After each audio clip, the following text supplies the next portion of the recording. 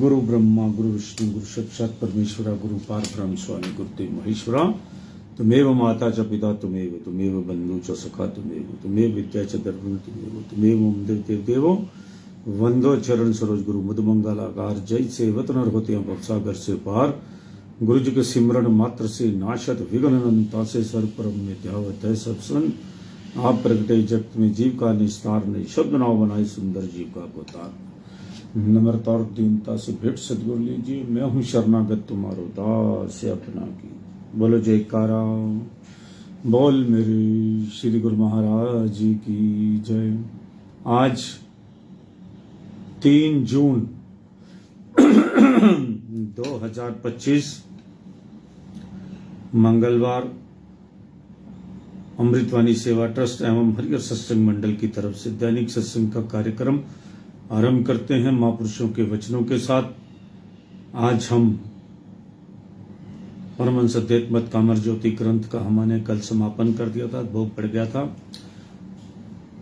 लेकिन जो नियमित जो हमारा रोज का सत्संग है वो हमारा अभी कंटिन्यू रहेगा। आज शुरू करते हैं गुरु वंदना, फिर करते हैं अमृत वचन, फिर आपको सत्संग सुनाएंगे। सतगुरु सिमरे से सुखी महासुखी थी लोक, एक दृष्टि गुरु की पड़े पल में होए निहाल। जन्म जन्म से भटक कर पड़ा शरण चरनार, गुण अवगुण देखे नहीं सतगुरु बख्शनहार। तुमरी महिमा को प्रभु किस मुख से हम गावें, अल्बुद्धि हम जीव प्रभु अंत कहां से पावे। रहो दयाल हम पर सदा सतगुर सत करतार, भूल चूक अवगुण प्रभु हमरे नाही निहार। अवगुण हमारे क्षमा करो कृपा सिंधु कृपाल, दुर्बुद्धि काट सद्बुद्धि दो सतगुरुदेव दयाल। सत भूले बख्शो प्रभु त्याग न ताही दे, क्षमा करो अपराध सब बहुर गोद में ले। हम तो जीव अल्पज्ञ हैं अवगुण सदा करें, ऐसी करुणा कीजिए तुमरो ध्यान धरें। मोह अज्ञान के चक्र में भ्रमे जन्म अनेक, अपनी दया से दीजिए निज चरणन की टेक। ना कुछ सेवा कर सकूं ना कुछ जानू ज्ञान, तुम सब जानन हारे हो मैं बालक अनजान। नजर मेहर की कीजिए जान दीन को दास, अपनी प्रेममा भक्ति का मन में करो प्रकाश। बोलो जयकारा, बोल मेरे श्री गुरु महाराज जी की जय। सतपुरुष जपजी साहब की पहली पौड़ी में वर्णन करते हैं, सोचे सोच न होविए जे सोचे लखवार। अर्थात इंसान चाहे लाख बार सोच विचार कर ले तो भी यह अवश्य नहीं कि वह अपने ख्यालों अनुसार सदगुरु का भेद पा सके। जीव की इतनी पहुंच नहीं कि वह परम पुरुष अगम अगोचर दाता दीन दयाल जी की अपनी मन की बुद्धि से था पा सके। यह अर्थार्थ ज्ञान की उपलब्धि मन की निर्मलता के बिना असंभव है। पुनः फरमाया, चुप्पे चुप न होविए जे लाई रहा लिवतार। अर्थात कोई भी मनुष्य बाह्य तौर से कितनी भी चुप्पी साध ले और निरंतर साधना में लीन रहे तो भी उसके संकल्प विकल्प शांत नहीं होते। चित्त वृत्तियों को संयमित कर लेने पर भी उसका मन भटकता ही रहता है। भूखियां भूख न उतरी जे बन्ना पुरियां भार। अर्थात इस जीव की तृष्णा कभी समाप्त नहीं होती, चाहे उसे सृष्टि के सारे वैभव मिल जाए। स्मरण रहे कि धन बढ़ने से कभी संतोष नहीं बढ़ता, और संतोष के बिना कभी चित्त की शांति प्राप्त नहीं हो सकती। सियाज सियाना लख होई ता इक न चले नाल। अर्थात मनुष्य अपनी बुद्धि द्वारा चाहे असंख्य तर्क व विश्लेषण करने की योग्यता रखता हो, लेकिन यह भी परमात्मा की राह में सहाय नहीं बनती। गुरु साहिब जी इस शांति व अमर सुख को पाने का मार्ग प्रस्तुत करते हुए आगे वर्णन करते हैं।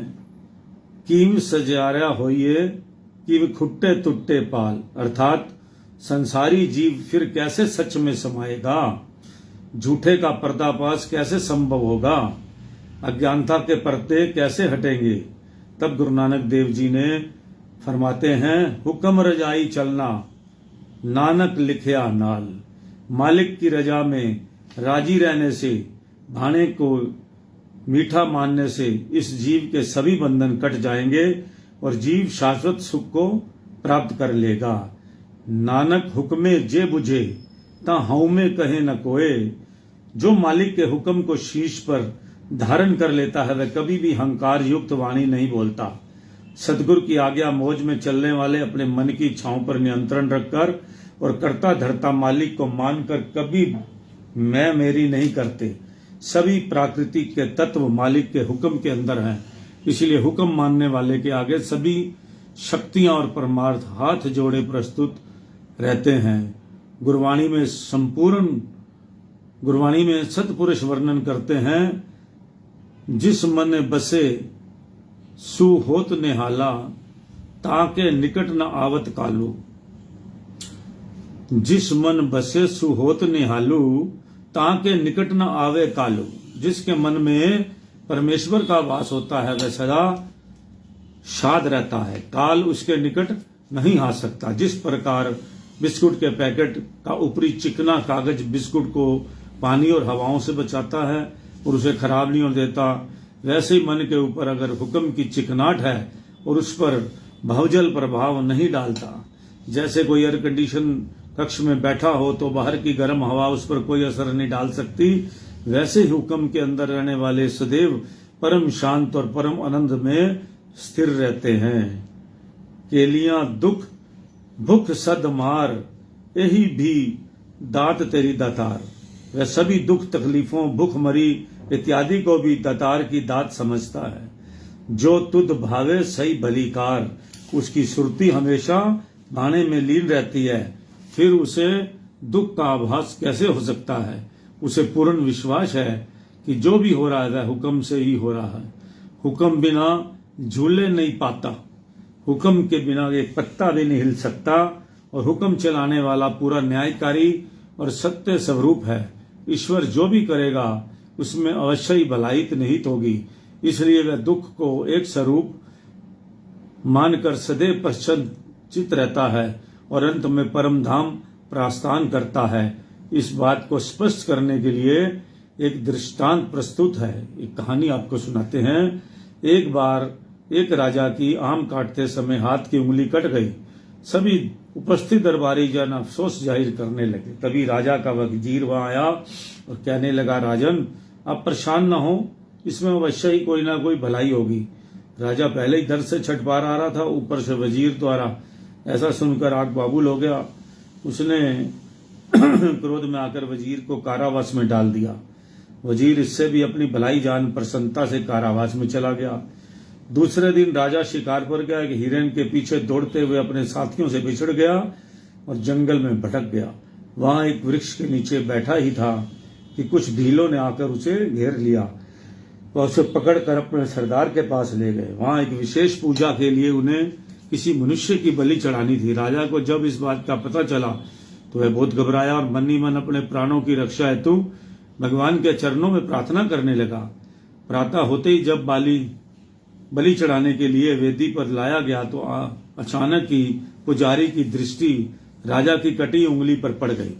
उसने तुरंत ही राजा की गर्दन से तलवार हटवा दी, क्योंकि अंग भंग वाले व्यक्ति की बलि नहीं दी जाती, ऐसा प्रावधान है। यह सब कौतुक देखकर राजा दंग रह गया। वह उसे वजीर की कही बात याद आ गई कि उंगली कटने में भी अवश्य ही कोई भलाई होगी। राजा को खेद हुआ कि उसने पर आस्था रखने वाले ऐसे भले वजीर को आकरण ही कारावास में बंद कर दिया। राजा वहां से सीधे ही वजीर के पास गया, वह सब वृत्तांत सुना, क्षमा याचना करने लगा। उसने वजीर से पूछा कि आप कहते हैं भगवान जो करता अच्छा ही करता है, फिर मैंने जो आपको कारावास में डाला इससे भला आपकी क्या भलाई थी? वजीर ने उत्तर दिया, राजन, शिकार के समय मैं हमेशा आपके साथ होता हूं। अगर उस दिन भी मैं आपके साथ होता तो अवश्य ही मुझे बलि की भेंट चढ़ा दिया जाता। तो आप स्वयं ही अनुमान लगा सकते हैं कि प्रभु ने मुझे कारावास में रखकर मेरा जीवन बचाया। यह भलाई नहीं तो और क्या है? वजीर से ऐसा सुनकर राजा नतमस्तक हो गया। तो इसीलिए ठीक कहते हैं कि मालिक जो करता है वो बिल्कुल ठीक करता है। कई बार हम किसी सब्जी से, पर मैं कई बार अपनी बात बताता हूं, अब मैंने एक सिस्टम बना लिया है कि देखो हमारा मेन्यू भी मालिक तय करता है। जो दूसरे लालच में आके मेन्यू चेंज करते हैं वो अलग बात है। जो शाकाहारी हैं, गुरु को मानने वाले हैं, उनका मेन्यू तो वैसा ही होगा जो देवी देवताओं को मेन्यू होता है कि अच्छा चीजें खाना। तो इसी तरह से मालिक हमारे सुबह से लेकर शाम तक का सब हमारे अनुसार जो है, विचारों के सिस्टम के अनुसार मेन्यू जो है सब प्रलब्ध हमारा तय कर देती है। हरदम हंसता रहे शुक्र कर हर हाल में, हुक्म में ही सब खुशियां समाई हैं। राजी रहता उसकी रजा में जो शख्स, होती दरगाह में उसकी रसाई है।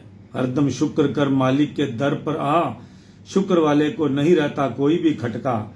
विश्वास जिसका अडिंग है, साच न आने पाए, रह निमगन नाम में दास व निज घर जाए। प्रभु के हुक्म को सच मानकर चलने वाला सदैव सुखी होता है। अब राजा भी वजीर के साथ सत्संग में जाने लगा। सतगुरु से नाम का उपदेश लेकर, उसके दर की सेवा करके, आज्ञा में रहकर, अंतःकरण की शुद्धि करके, मालिक की रजा में राजी रहकर उस राजा ने अपना जीवन सफल कर लिया। बोलो जयकारा बोल मेरे श्री गुरु महाराज जी की जय। अभी थोड़ा कल हमारा अभी शांति वचन भंडार के विशेष पेज रह चुके हैं, उसमें हम आज शुरू करते हैं।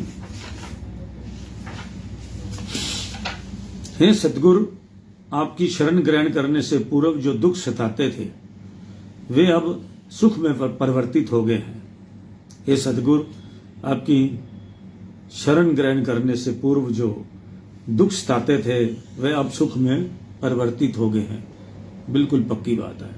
मनमति पर चलने से मनुष्य दुख में भी बहुत सहन करता है और मुक्ति का मार्ग भी हाथ से नहीं आता, किंतु सतगुरु की आज्ञा में चलकर सहज ही मुक्ति का मार्ग प्राप्त कर लेता है एवं सच्चे आनंद को पा लेता है।